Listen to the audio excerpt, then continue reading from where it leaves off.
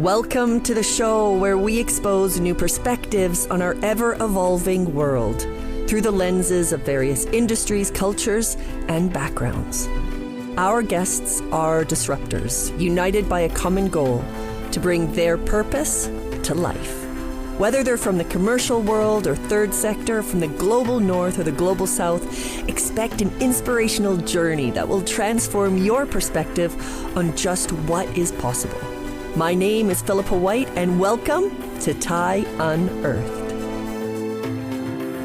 What if the problem was never that people aren't resilient enough? What if the real problem is that we've built a way of working that no human was ever designed to withstand, and then ask people to simply absorb it? We talk about resilience as though it's a personal quality, something you either have or need to go away and build by reading a book or doing a course. But the goal is always to just keep going. What happens when resilience becomes something we demand of people and end up making the cracks in the system their responsibility and not ours? Welcome to episode 118 of Thai Unearthed. My guest today is Kimberly Shaw, founder and principal of a change and transformation consultancy in Canada, and someone who has spent 20 years inside the complex, high-stakes organizational change most of us only ever see the aftermath of. Mergers, restructures, system overhauls.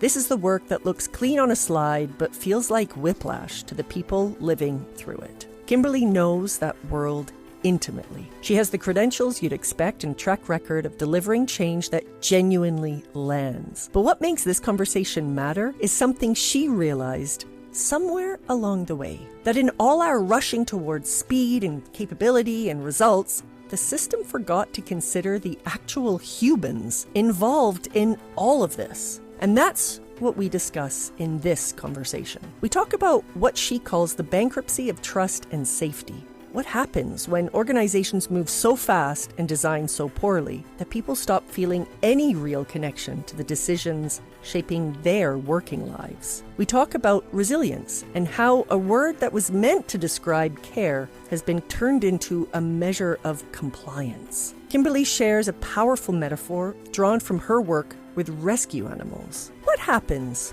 to a living thing when it's denied exposure, stimulation, and connection? We explore why real care in business isn't the soft option at all, and why people are not an add-on to the strategy, and what it might look like to build ways of working that regenerate people rather than extract from them. So, if you've ever felt the pull between the pace you're being asked to keep and the human you're trying to remain, then this conversation is for you.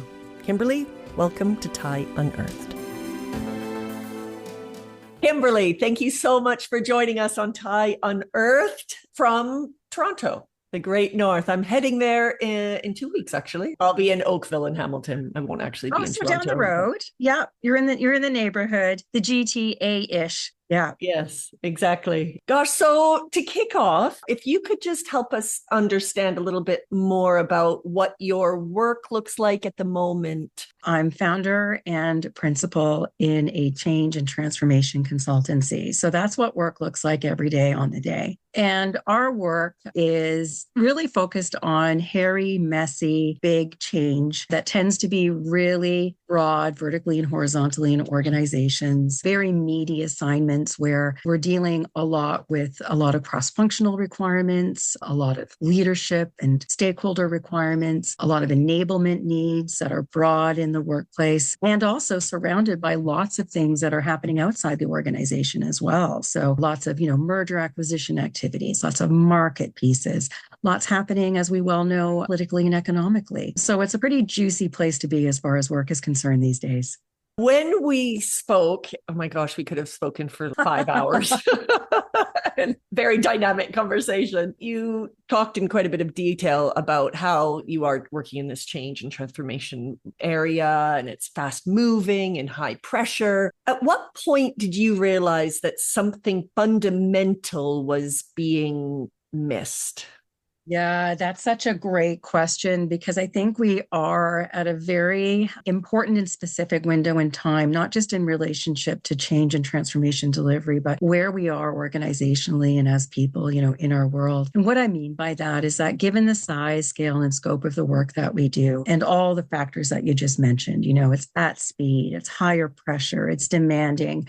We're working with, rapid decision making, not necessarily even always checking the quality of those decisions, which I think is important. What I've been seeing and observing, and this is, I think, part of the maturity in my own practice, is that we are moving through a space that is designed to be capability driven. We're here to enable skills, we're here to drive knowledge and wisdom, but we're also colliding with and maybe confusing ourselves with capacity and our ability to be able to perform consistently under these sort of circumstances and through these factors. And it's really giving me pause in terms of what we need to do, not only from a practice perspective, but also maybe what we need to do just generally from a people perspective. Yeah. And that's sort of one of the areas that I was interested to know your thinking, because for many of the conversations that I have with the different clients that we work with, many times people turn around and sort of say, I know that we need to do this, but we're just too busy and there's just so much going on. And the business as well just feels torn between having to work at pace and also just the tensions of sort of the quarterly results, but yet knowing, hold on a second, but there's real people at the core of all of this. How do you approach those kind of conversations?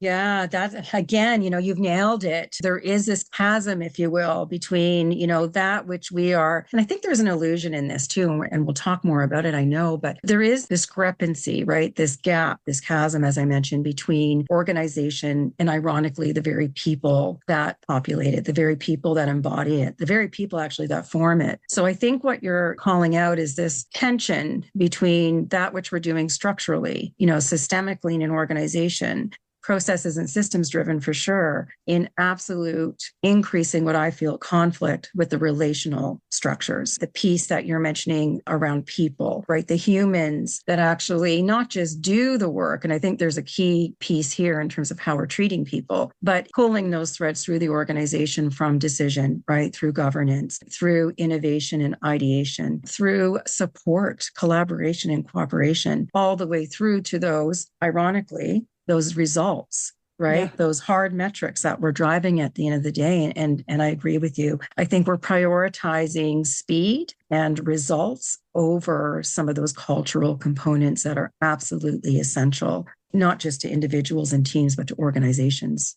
Let's just sort of comment on that. It's interesting because sometimes the systems still haven't built in the need for those pauses, for example. And what we're finding is it's actually up to many of the people within the businesses to then build them in themselves, to ensure that those pauses and that things slow down and build that into your calendar, so that that can happen. With more of these conversations and the work that we do, the conversations that we have, it is actually also around, okay, how can you build that into the systems? But if it hasn't been built in yet, it's a matter of, yes, you're really busy, but how much are you actually taking control of that busyness and taking control of being able to slow things down? Take control of it. You don't need to be a victim to that system. Eventually, hopefully, with sort of, what you do and what I do, those systems can start to change, but we can also start to build in that space, I think. Oh, absolutely. Oh, there's just so much that's, so wonderful in what you said there. There is a phrase or a term we use in our practice called micro design. And it really is honing in to that level of small intentional steps, small intentional changes, that we can take individually and even in the intimate teams that we work with to affect change. And the beauty, I think, in our work is that we do create, or we have the opportunity to create these networks, that are somewhat natural to the work that we do and can embody and influence those values and principles, even at the level of that group or that work that we're doing. And there's something interesting also in what you're saying in the sense that, in taking these steps and doing this level of micro design, I feel, and I'm curious, what your thoughts are as well, that we're revisiting elemental values and principles around trust. around safety, around some of the critical qualities and traits and the nature of the work that we do, but what needs to inform it in order to truly do it successfully. And I have to admit that I am revisiting some of those assumptions because I am seeing in the networks that I'm working with that we do need to retrace steps. We do need to take a couple of steps back and revisit our roles and revisit our ways of working and our desires and revisit those pieces that are so important in being human, but also in moving us forward in the work again. Totally. Trust is a huge part of what we, and psychological safety, and it's a big part of what we do as well. You often get brought in when things aren't quite going to plan. And I'm curious as to where do transformation efforts typically break down and what's usually sitting underneath that? Yeah, it goes back to this, and you outlined it beautifully, where the priorities are. If you look at organizational priorities, they are very tied to performance and results that tend to be differentiated and divorced, I think, from the people that are actually in the front line or on the spots to deliver it. I think it's that relational component that we mentioned already, where the breakdown is that we are not truly keeping people at the center of what we do. I think we talk a good game. I think there's some great language around it. But I don't think that we are actually from the very outset, in the heart, the nervous system of the organization, pulling people through the org in terms of its changes, its transformations, its decisions, those results and outcomes. And it also leans into that bankruptcy that we're talking about, or what I'm calling is a bankruptcy of trust and safety. We do have a deficit that's been building, and it's almost a bit biological, right? We get a sleep deficit. And then, we think we're going to sleep in on the weekend, and fill it in, and we're going to fill that bucket up. And it's actually not that. It's much more detrimental if you really look at what's happening within organizations, especially if you take a good look at what's happening outside in our worlds, what we're coming into these organizations with. And I say we often live in the work we do at the initiative level. What's becoming more and more of a requirement, because we're not looking at things relationally at the level of the work we're doing, is we're having to spider out a bit more intentionally to really start having those conversations with the organization more strategically, have a better understanding of what's informing the work, of the values that we're charting, the results that we're mapping, but also tying them in very much to what I call people metrics, those interactive, collaborative, cooperative pieces that inform the work in terms of what we're doing and are still as important from a capability standpoint as anything else that we're doing, because ultimately where I go with this is we have to do it again and again and again. We have to build forward. And that, I think, is not necessarily what I think needs to, or that we want to stop. It's how we are approaching it. And to your point, in slowing things down, if you will, slowing things down to effectively move forward again, to absorb change, to be able to try on skills, to be able to assess whether what we did is actually effective, to even understand what the outcomes might be in actions that we take that are unseen at the level of the work. We claim to have so much visibility, and I would argue that when it comes to individuals and teams, it takes time. We need that absorption. Everything you might hear, especially in our work, is adoption.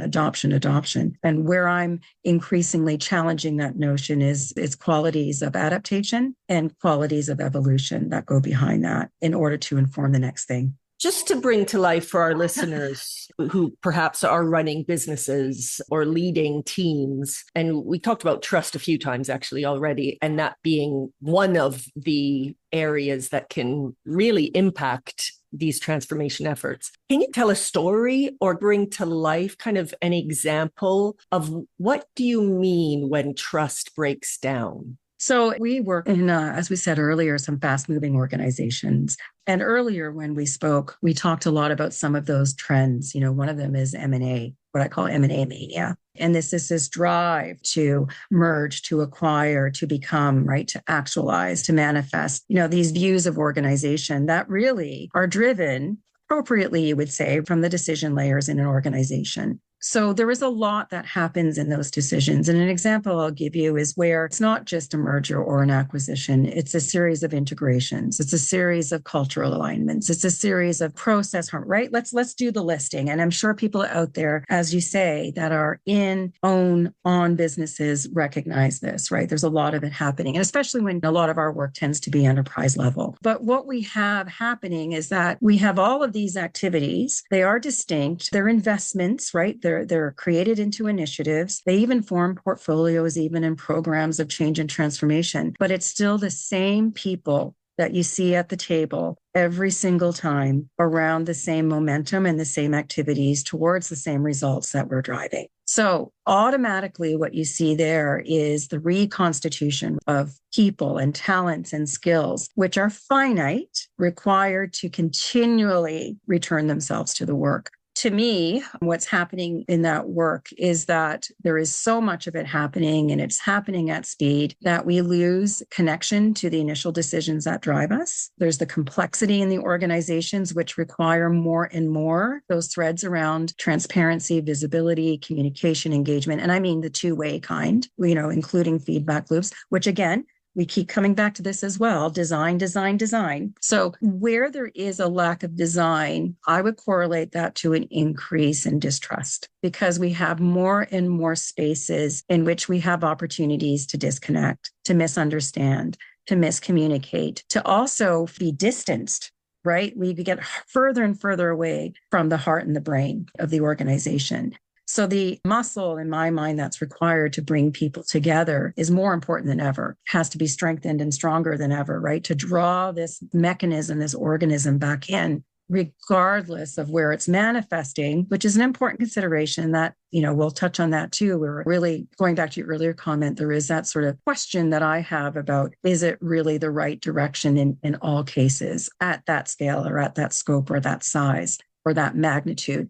But where it comes down to capacity and capability as connected to what it is that we, and I use we very intentionally, not they, not I, Totally. right? We are trying to drive as an agreed and shared set of outcomes. I think trust and safety absolutely have to be considered. And that's where I think the gaps are. That's where I think it erodes. And to your excellent point, the more holes, the bigger the holes, the more work there is to try and fill them again and make them functional again.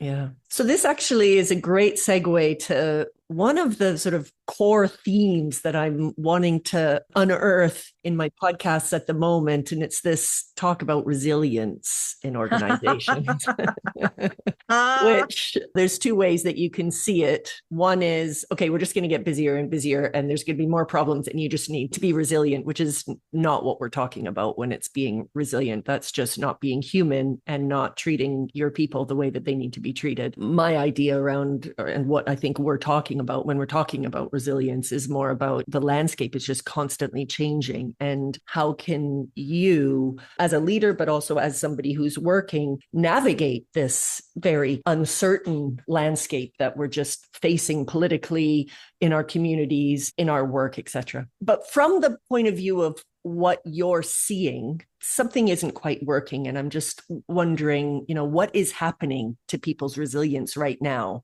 Oh my gosh, in resilience. So I'll take a step back and speak to my own complicitness and culpability in that, because from a change transformation standpoint, we've been all about resilience for a long time. And this idea of being able to build it as a capability. And I'm going to go headlong into this conversation because I really am thinking that resilience is weaponized. You mentioned, and we are here to look at levels of individual and team empowerment, the micro design that's needed, which I firmly believe in. And that I think is absolutely necessary because we've made resilience into, I feel, a compliance metric. We have redesigned, or I shouldn't say redesigned, maybe bastardized, if I can use that word, resilience into an individual or a team level responsibility, when in fact it is an organizational accountability. So we are saying, I feel, to people, and I cannot wait to hear what people think about this conversation. But where I'm digging in and digging in hard is that our work at the organizational level is about redirecting and reorienting this whole perspective. We cannot, from an organizational level, a leadership level, say, we're going to keep overloading you. And your job is just to get better at taking it. And we're going to create, because of our lack of, and I'm going to say, great decisions, good planning, intentional design, we're going to create storm after storm after storm that you're going to survive because you're resilient. But we're not going to take accountability for creating the storms to begin with. So where I am really orienting and motivating forward around this notion or this sort of maybe toxic interpretation of resilience, because I do think resilience is a wonderful thing, is that it is more about really great storytelling, really great transformational journeys, really great ways of working that sometimes go crazy and go wrong and sometimes can be amazing and go right. But at the end of the day, it's still about intentionally designing environments that nurture and support, and more importantly, regenerate people. It's interesting, in a session that we had recently with one of our clients, a lot of it was actually focused on self-awareness. And it was really great when one of the leaders, the team leaders, said, gosh, how incredible is this? Because self-awareness has always been seen as something that's just for the individuals and for the sort of self-help area. But this is actually one of the first times that I've seen this in a business environment. And I feel like this is really filling a hole that has been missing. And just from the point of view of resilience and just what you're talking about, because so much of it is mindset. Well, so much of it from the point of view of, yes, first of all, you need to get the systems right. And you need to get the way that you treat people right. 100%, that's a non-negotiable. But let's just move beyond that, because there's always going to be challenges in our personal life. There's going to be challenges in our work life. And so much of this rests in how we are able to embrace the unknown. And even when it comes to things like curiosity, that is actually embracing the unknown. And different people embrace it in different ways. But so much of it is when something happens to you, there's kind of two doors that you can open. One is that of I'm a victim and I'm just not even going to open that door. I'm going to close it and I'm not going to move forward. And, I can't move forward. But another is, okay, I'm going to open this up and see where this can take me. I do think that there's an element of you need to create your space. Yes, it needs to be the systems. And that's another part, that systems change and that needs to happen. But even before then, our ability to know ourselves, know what is right, know what we're going to take, know what we're not going to take. I mean, at the end of the day, if you're working in a place that the people are not treating you like human beings and you are being exploited completely, having good enough self-awareness will allow you to then say, I'm not doing this anymore. This is not okay. So, I mean, the self-awareness is important to that point too, but being able to deal with the changes that none of us have control over, so much of that also comes down to self-awareness. So anyway, just to sort of complement what you're saying. No, I think it's great. You have me chewing here because there is a bit of a jolt here. There is a bit of a poke. And I think we're recognizing it even in this conversation that we're having, right? Is this need to be able to be self-aware, as you say, to create boundaries, to navigate and negotiate them. The thing that I see as important with that, and I bring it back to, again, going back to micro design and what we're trying to do in the change networks that we're creating, is to remind people first and foremost that we can and should do that, to create representation and examples of how we might do that. Because I think you raise a piece there that's important, is that when we are in the machine, I'll call it, or when we're doing this stuff over and over and over again at speed, at scale, we tend to also not practice certain muscles. We lose our ability. We lose certain skills. We don't see representations of ourselves. We can shrink. So to your point about curiosity and even just performance in general, what we're seeing and what we're trying to ignite or reignite is not only that's how we would like to work, but these are ways in which we can do it. And we're creating safe and trusted spaces in which to do that, where at least we have a sliver of experimentation so that we can build the results and then demonstrate them outward and expand that view. But it's also because, you look at, for example, not eating for a while and you're starving, but you also are unable to eat a huge meal. even if you want to. So you have to take sort of these bites, and it has to taste good, and it has to incite you, and it has to sort of whet that appetite. And so what we're seeing is just this need to kind of, again, like I said earlier, take a few steps back, reframe the rules of engagement, redraw them, resuggest them, keeping in mind that, we're still there to achieve results and ideally more shared outcomes, but we're there to do jobs. We're there to do things, with the organization. But these are the calls to action that we're trying to generate as we build, and as you say, this increased awareness and then ways to apply it.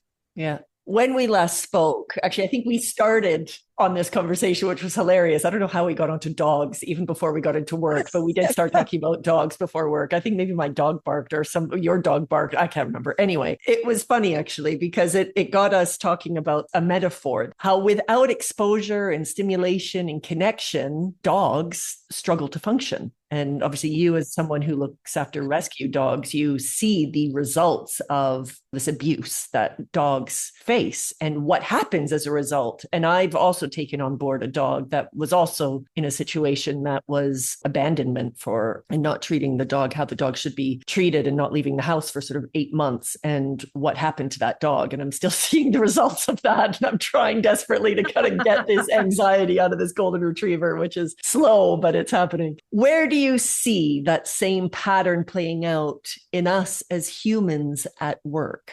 You're raising a subject and a topic and an activity that's super close to my heart. And I think that does reflect really well in my professional life. It's also lots of work that's close to my heart, as far as people are concerned. And when we were talking about this whole notion of rescue and where I build that alignment relative to practice, is that the dogs that enter the systems that I work with and retrieve them, frankly, are already traumatized in some way, shape, or form, a little or a lot. Some of them are even deemed unrecoverable, which I'm a firm believer. I don't believe in that. So maybe that's a bias as well that informs everything I do. I refuse it. I reject it.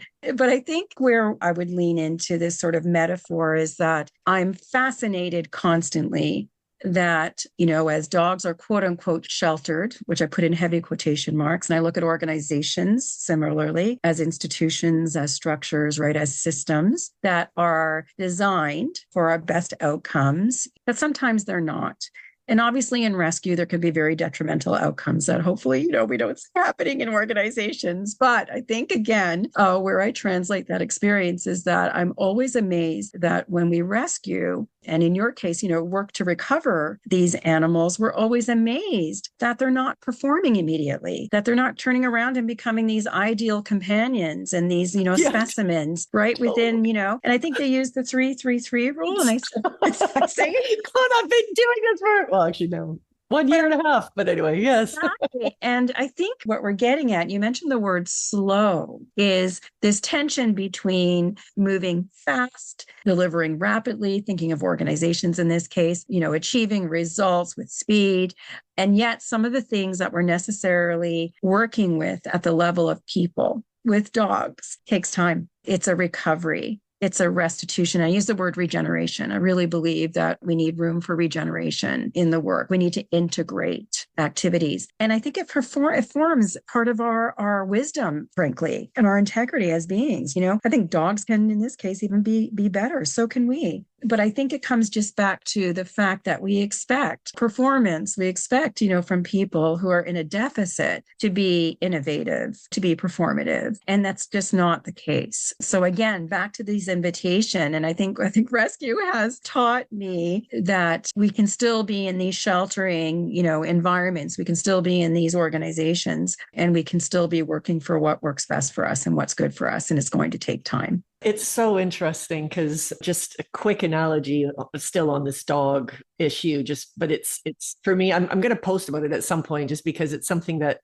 was a real kind of aha moment for me, which shouldn't have been, because I talk about this all the time and it's a big part of my book, but it's rooted in connection and belonging. So I have 2 male dogs, one who's been with us for 7 years and the other one that's new, and it's this golden retriever who was abandoned and high anxiety. So this dog arrived and was just a crazy energy. And obviously, marking territory all over the place. As a result, we had to kind of keep him in the kitchen, and then the other dog could be free, but then automatically they're being treated differently. And the golden retriever, who already felt abandoned, wasn't feeling part of the unit, very quickly noticed that how he was being treated was different. And I so much training, and even went away for training and then came back. But still there were a few niggles. The behavior was very slow. And then I had this realization, because the dog that we had, he sleeps in our bedroom, not in our bed. I'm not one of those people, but sleeps in our bedroom.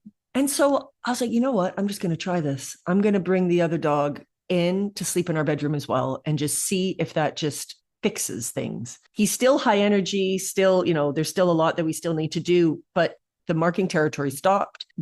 So much of the really anxious behavior stopped. And I suddenly realized, oh my goodness, that is the power of connection and belonging. And it's so incredible, because the moment that people feel a part of something, their behavior changes. And yes, it's slow. And that, if you're, but for me, that was a huge, and I mean, we're all beings, right? Not human beings, but we're all beings, and we all thrive in the same way in our personal lives and in our day-to-day lives. And businesses shouldn't be any different. Oh my gosh. As usual, you say something and 100 things come to mind, wonderfully.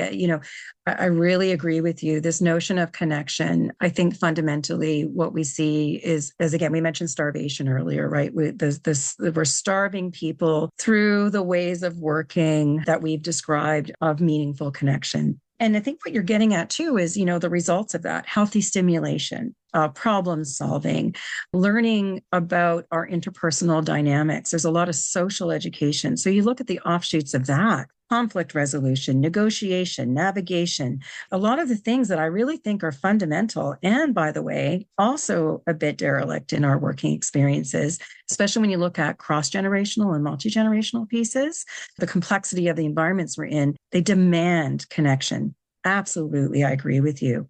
And I think that, we sit there wondering, why is this happening? I would argue that 99.9% of the time there is a human thread there. It's typically interactive. It's at the level of communication and connection. And it's because of the deficits that are created by not doing these things, right? We don't have that understanding. And I know, your example is amazing. Simple action, again, just an action that is just well, why not? What if? Could we? And there you have it. I think the room needs to be created, in conjunction with being a little slower. It's also being more intentional to create the space to be able to try things on, to experiment, to get to the results that, let's be honest, we all want. Those dogs, our dogs, want to be okay.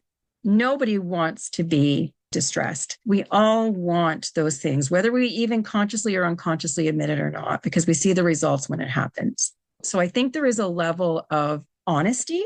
There's a level of, honestly, fact checking, that goes with this. There's a requirement for us to get real at the level of our work, to really seize this opportunity, especially with the pressures of high tech and, everything that we've mentioned that are influencing people. Just want to add something else that I think plays into this, is that we can't have rhetoric around cultures of care and, bringing your whole person to work without doing the due diligence as to what that really means and requires when we're inviting worlds into our efforts. It's ridiculous. And so it's really, again, back to that intentionality, back to that design, back to those gestures, trust, safety, everything that's going on. We can't make at least these spaces where we spend so much time intimately working with people under great stress sometimes and great speed, as we mentioned. Where are we doing it?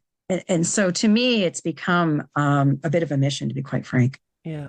You've reached a point in your career where there's a certain freedom to say what others won't, which it's so freeing, isn't it? I mean, it's just wonderful. Really so let's go there. What are we not being honest about in business right now? Yeah. And I think we've been pretty upfront so far in our conversation. So I love that. I love that it's foundational. I think we're not being honest about the fact that the current pace and type of work that we are undergoing is fundamentally incompatible with being human. I think we are seeing it play out in terms of especially wellness, welfare, those kinds of pieces. that I think really confront us at the level of persons. And if you see that playing out in, macro systems, politically, socially, et cetera, there's evidence all around us, right, that we have an issue there. So I think we need to stop pretending that we can have exponential growth, that we can play to constant transformation and have healthy people in our organizations all at once without changing how we operate. Full stop. I think that is a dishonest rhetoric that a lot of us, and I hold myself also part of that in terms of what we promote, right? When we say, and it's in our mission as part of our organization, people are at the center of what we do. Okay, what does that mean? Really, truly, let's get down to it. I guess what I think we're lying to ourselves about is that putting people first, putting people at the center of what we can do can coexist, right, with some of these drivers or some of these, and I'll say lovingly, leadership requirements, but I would say dereliction of design in operations and organization. So where I'm really being bolder, hopefully, and more intentional in our own actions is even in our ways of working to be less extractive, more regenerative, and to actually keep calling into view what human-centric leadership actually looks like and not have it be a theater. It's theater otherwise. We're just doing, right? And performing. And we're already seeing that that's not possible to sustain. Yeah. You've spoken about the importance of understanding the systems we're a part of, not just operating within them. I mean, we've talked about that already. When you look at the world right now, what do you think we're participating in that we're not questioning enough? Oh boy, that's a mouthful. And I'll take a step back. Another big part of the work that I do is around DEIB, so diversity, equity, inclusion, and belonging, which are also, in my mind, again, revealing my own bias, fundamental to how we behave and engage and how we acknowledge people in each other. And I think that we are operating in systems that are intentionally aggressive about removals, even at the level of language, dysregulating and deregulating systems, challenging these notions of what it means to be human, but also to be respected, to be valued, to be understood, to be identified, frankly. And it's playing out, I think, en masse in many places around our world. So I think there is increasingly, and this is more going into my view of personal, even though I would argue that there's very little that separates me personally from what I do professionally, and especially as I get older, as we said. But I do think there are important calls to action. And I think because of how prevalent these challenges are, what I'm heartened by, what I think is a great opportunity is that there's so many places to act. Pick something. Pick something that's near and dear to you. Maybe it's dogs. Maybe it's something in the community. And I am speaking, by the way, to a lot of professionals that are really reorienting back to their neighborhoods, to their blocks, to their people, to their tribes, and not in an exclusionary way, but making individual and local decisions about what's important to do. Again, these little acts of demonstration, these micro designs, these ways of doing. And I think that can be translated as well to work. We spend an awful lot of time there. So maybe it's something as compassionate as making yourself available for a certain amount of time per week to help someone if they want to know something more about what you do or what they need to know more about to do their work. Maybe it's something as simple as creating a feedback loop in which, teams can assess and analyze openly whether their ways of working are appropriate or not. Maybe it's giving grace when somebody needs a break and realizing, right, for whatever the reasons may be, that they need to step away or step apart in order to rejoin you again. I'm doing that myself, just putting on a different set of glasses, using a new set of lens to be able to kind of see people as opposed to just acting with them or organizing with them. It's again, setting these standards. This is what I value. I would love to know more about what you value and how we can make this work together so that we're achieving the things that we hope to do on behalf and with the organization. But what do we want to get out of this? But I think the macro is so interesting, and I'm using that very neutrally, but it's, to me, even concerning, that I think the micro level of our ability to agitate and represent is becoming even more important because we have more control over it, right? We can do that. We can embrace it. Yeah. And actually, I think it's really interesting back to what you did comment on earlier, just about that intentionality. And I think, one, we have a lot of power, more power than we probably have been allowed to think we have. And also live your life intentionally. You don't need to wait for someone else to do something for you or for something to happen. You can do what you feel you need to do, and you can take those small actions. And I just think sometimes we get stuck in that sort of the routine of life, or in the sort of day to day. And also just maybe we haven't, back to sort of the self-awareness, actually, we haven't sometimes allowed ourselves to realize what is it that we want. We've kind of followed what our families have suggested we need to do with our lives, or what work has suggested we need to do within work, or what our culture has suggested we need to do. But have we really stopped to think about what makes me happy? What makes me me? What makes me excited? And you can do the things outside of work that can make you feel like that. You can do things within work and be more intentional. Go to your line manager, say that you're looking for whatever that might be to fill your cup. So it comes to that intentionality. I think it's so important. It really is. There's a piece in there that triggers is this idea of legacy as well. As I look at maturity and growth, we'll call it maturity, at least aging, because it's inevitable. But it's this view also of not just looking behind you, but what do you want to represent? What do you want to be known for? If somebody were to talk about you when you're not in the room, what are they saying? And in my case, probably that's consistent with getting older. I care less and less about what that may be relative to what's in front of me and how I know that I'm capable and culpable of performing. So I think it does start. I think you make a really great point, just recentering that self-awareness that you referenced earlier. I think there is an absolute requirement and need for it, an invitation. I look at the word invitation differently these days. It's just, what are we inviting each other to do? And are we remaining open to the consequences of that? We don't always get what we ask for. You mentioned the unknown earlier in our conversation. But remaining open and curious and hungry and trusting and safe, I think what we're circling around are the requirements to actually get at the heart of what it is that we need to do to solve these kinds of problems that we're talking about. That's it. Can you leave people with a challenge or a truth about what it really means to put humanity back at the center, or a quote? I don't think it would be a quote. I'm terrible at that. I should be better at it, actually. But what I would say is that a lot of what is informing this conversation and others that I'm having is this notion of care, and that real care isn't soft. It's not about avoiding hard conversations or lowering our standards. It's rigorous. It's intentional. It takes immense discipline and work. It takes investment, and it's about holding others while holding ourselves. So my invitation, if we want to use that word, or my last thoughts would be, let's not equate this work, this human-centric design or efforts that we do with a lack of ambition. It might actually be the most ambitious thing we can ever do. Oh my gosh, I love that. Is there anything that we haven't explored that you feel people need to hear right now? I think we're not add-ons. I just want to, the last thing I would say is that, people aren't add-ons. We're not just these cogs and, in gears. We're baseline requirements for everything, and not just at work, but I think everywhere on the planet, on the globe. We are sustainability, and our capability is everything that informs that. So we're not add-ons. We're at the center of everything that we do.